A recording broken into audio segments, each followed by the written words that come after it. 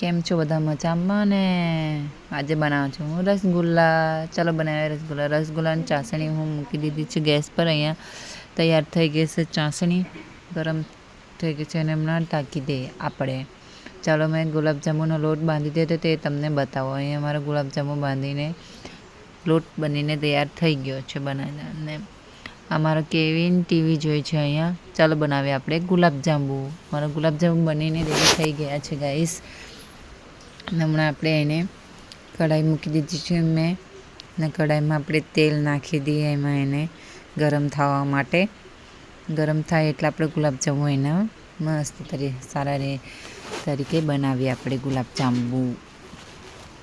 તેલ ગરમ થઈ ગયું છે, એમાં આપણે એમાં એક નાખીએ કે ગરમ થયું કે નહીં થયું તે ચેક કરવા માટે.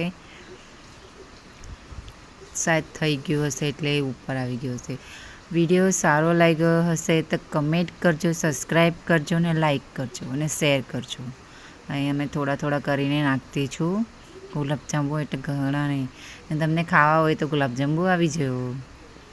મેં અહીંયા ગુલાબજાંબુ નાખું.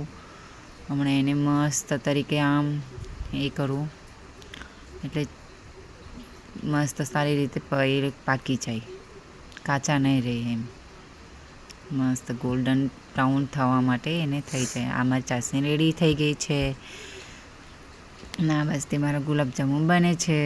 ના મારા ગુલાબજાંબુ બની રેડી થઈ ગયા.